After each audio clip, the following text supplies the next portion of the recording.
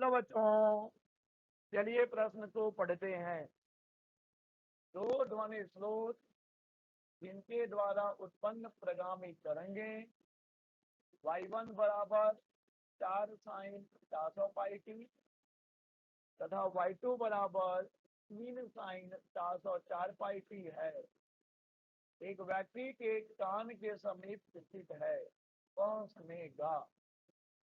दिए गए विकल्प हैं ए 2 व्युत्पन्न प्रति सेकंड तथा अधिकतम एवं न्यूनतम तीव्रताओं का अनुपात 4/3, बी 2 व्युत्पन्न प्रति सेकंड तथा अधिकतम एवं न्यूनतम तीव्रताओं का अनुपात 4/1, सी 4 व्युत्पन्न प्रति सेकंड तथा अधिकतम एवं न्यूनतम तीव्रताओं का अनुपात 7/1, या फिर डी 4 व्युत्पन्न प्रति सेकंड तथा अधिकतम एवं न्यूनतम तीव्रताओं का अनुपात 4/3। चलिए बच्चों, सबसे पहले हम लिख लेंगे मूल अवधारणा, जिस पर कि यह प्रश्न आधारित है। तो बच्चों, यह प्रश्न आधारित है विस्पंद की घटना पर। विस्पंद जैसे कि हम वेव्स कहते हैं। बच्चों, विस्पंद ध्वनि तरंगों के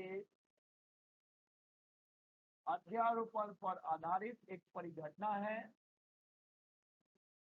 जिसमें कि क्या होगा, जब किसी माध्यम में चलने वाली एक ही दिशा में चलने वाली दो ध्वनि तरंगे जिनकी आवृत्तियां लगभग समान हो, बच्चों लगभग समान आवृत्ति की तरंगे जब अध्यारोपित होती हैं, तो माध्यम के किसी बिंदु पर ध्वनि की तीव्रता में आवर्ती परिवर्तन होता है। ध्वनि की तीव्रता में आवर्ती परिवर्तन होता है, और बच्चों इस आवर्ती परिवर्तन को ही कहा जाता है विस्पंद। तो बच्चों, हमने विस्पंद समझ लिया है कि विस्पंद क्या है। यह ध्वनि तरंगों के अध्यारोपण से जुड़ी हुई एक घटना है, जो कि तब होती है जब एक ही दिशा में चलने वाली लगभग समान आवृत्ति की दो ध्वनि तरंगें अध्यारोपित होती हैं। उससे होगा ये कि माध्यम के किसी बिंदु पर आवर्ती रूप से ध्वनि की तीव्रता में परिवर्तन होगा, और इसे ही कहा जाएगा विस्पंद। बच्चों, इसे हम एक चित्र की सहायता से समझ लेते हैं। देखिए, यहाँ पर हमने दो ध्वनि तरंगें ली हैं, उनकी आवृत्तियों में बहुत मामूली सा अंतर है। बच्चों, हम देख सकते हैं कि जब ये तरंगे अध्यारोपित होती है, तो उस समय पे देखिए, जब ये दोनों तरंगे समान कला में होंगी बच्चों, तो वहां पे हमें परिणामी तीव्रता अधिकतम मिलेगी। और जहां पे बच्चों ये तरंगे विपरीत कला में अध्यारोपित होंगी, समय वही है बच्चों, याद रखिएगा। विस्पंद की घटना एक ही बिंदु पर अलग अलग समय पर होने वाली घटना है, ठीक है बच्चों। तो एक ही बिंदु पर जब समान कला मिले तो तीव्रता अधिकतम हो गई। उसी बिंदु पर किसी अन्य समय पर अगर विपरीत कला में मिलेंगे बच्चों, तो तीव्रता न्यूनतम हो जाएगी। और यही जो है क्रम चलता जाएगा, अधिकतम न्यूनतम अधिकतम न्यूनतम, एक निश्चित समय अंतराल पर यह चीजें देखने को मिलेंगी, ठीक है बच्चों। तो विस्पंद को हमने चित्र की सहायता से भी समझ लिया। चलिए जान लेते हैं कि विस्पंद आवृत्ति क्या होता है। विस्पंद आवृत्ति जिसे कि हम विस्पंद प्रति सेकंड भी कहते हैं। बच्चों, विस्पंद प्रति सेकंड दोनों स्रोतों की या दोनों तरंगों की आवृत्तियों के अंतर के बराबर होता है। तो जब कभी भी हमें विस्पंद आवृत्ति निकालना होगा या विस्पंद प्रति सेकंड निकालना होगा, हम दोनों तरंगों की आवृत्तियों का अंतर निकालेंगे। बच्चों, इस प्रश्न को हल करने के लिए हमें एक और अस्त्र की आवश्यकता पड़ेगी, एक और मूल अवधारणा की आवश्यकता पड़ेगी, जो कि है कि किसी भी तरंग की तीव्रता बच्चों क्या होती है, उसके आयाम के वर्ग के समानुपाती होती है। इसके बिना यह प्रश्न नहीं बनने वाला है बच्चों। किसी भी तरंग की तीव्रता उसके आयाम के वर्ग के समानुपाती होती है। और अब हम तैयार हैं, हमने अपने सारे हथियारों को एकदम धारदार कर लिया है और अब हम समझने के लिए तैयार हैं बच्चों। तो चलिए प्रश्न में और इसे हल करें और सही विकल्प का चुनाव करें। प्रश्न में हमें दो ध्वनि स्रोत के बारे में बताया गया है जो कि दो प्रगामी तरंगें उत्पन्न कर रही हैं। चलिए लिख लेते हैं तरंगों को। पहला तरंग है बच्चों y1, y1 बराबर 4 साइन 400 पाई टी, सही है बच्चों, 400 पाई टी है, 400 पाई टी। और दूसरा ध्वनि जो स्रोत है या जो दूसरा प्रगामी तरंग है बच्चों, इसका जो समीकरण है वो है 3 साइन 404 पाई टी। प्रगामी तरंग का जो सामान्य समीकरण होता है, प्रगामी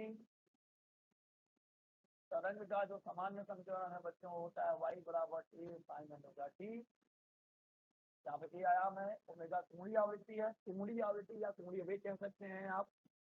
तो अगर हम तुलना कर दें तो y1 के संगत जो हमें कोणीय आवृत्ति यानी ओमेगा 1 मिलेगा बच्चों, ओमेगा 1 कितना हो जाएगा, देखिए ओमेगा 1 हो जाएगा 400 पाई और ओमेगा 2 हो जाएगा बच्चों 404 पाई। और एक बात हमें और मालूम है कि ओमेगा बराबर होता है 2 पाई एन, यहाँ पर एन है आवृत्ति। तो अगर पहले तरंग की आवृत्ति n1 हो, दूसरे तरंग की आवृत्ति n2 हो, तो यहाँ पर बच्चों हमें हमें देखिए क्या मिल जाएगा, हमें मिल जाएगा 2 पाई n1 बराबर 400 पाई, ठीक है, एंड 2 पाई n2 बराबर 404 पाई। तो यहाँ से हमें मिल जाएगा बच्चों n1 और n2 का मान। तो देखिए पाई पाई कट रहा है, n1 का मान 200 का 400 का आधा जो कि 200 होगा, आवृत्ति है तो हर्ज लिखेंगे। वैसे ही हमें n2 का मान भी मिल जाएगा बच्चों, n2 बराबर मिल जाएगा 202 हर्ज। अब हमारे पास दोनों ही तरंगों की आवृत्तियां हैं, अब हम आसानी से याद कर लेंगे विस्पंद प्रति सेकंड। क्या निकाल लेंगे बच्चों, विस्पंद प्रति सेकंड, जो कि क्या होता है, दोनों ध्वनि स्रोतों की आवृत्तियों का अंतर होगा, यानी 202 माइनस 200, यानी कि आएगा 2 विस्पंद प्रति सेकंड, 2 विस्पंद प्रति सेकंड। तो बच्चे 2 विस्पंद प्रति सेकंड तो हमारे पास विकल्प ए में भी है और विकल्प बी में भी है। इसलिए हमें इस कहानी के अगले पड़ाव में पहुंचना होगा। हमें ज्ञात करना होगा बच्चों अधिकतम एवं न्यूनतम तीव्रताओं का अनुपात। चलिए बच्चे, मान लिया कि अधिकतम तीव्रता है आई मैक्स और न्यूनतम तीव्रता है बच्चों I mean, I M I N, अधिकतम न्यूनतम।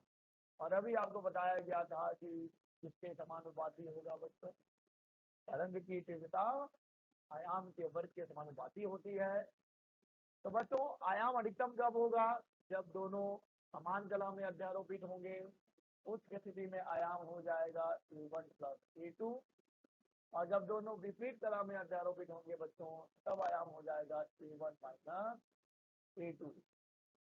इस स्थिति में अधिकतम तीव्रता, इस स्थिति में न्यूनतम तीव्रता, ठीक है बच्चों। तो ये हो जाएगा a1 प्लस a2 का वर्ग बटे a1 माइनस a2 का वर्ग, a1 प्लस a2। देखिए बच्चों यहाँ पर आयाम है 4 3, मानक देते हैं, आंसर ले आते हैं बच्चों बड़े आराम से। तो a1 का मान 4 प्लस 3 का वर्ग, 4 माइनस 3 का वर्ग, 4 प्लस 3 7 का वर्ग, 1 का वर्ग। यानी बच्चों हमें आई अधिकतम और आई न्यूनतम का अनुपात कितना मिला बच्चों, 49:1। अतः इस प्रश्न का सही विकल्प हो जाएगा बच्चों ही 4 विस्पंद प्रति सेकेंड तथा अधिकतम एवं न्यूनतम तीव्रताओं का अनुपात 50/1। आशा करते हैं आपको समझ आया होगा। धन्यवाद।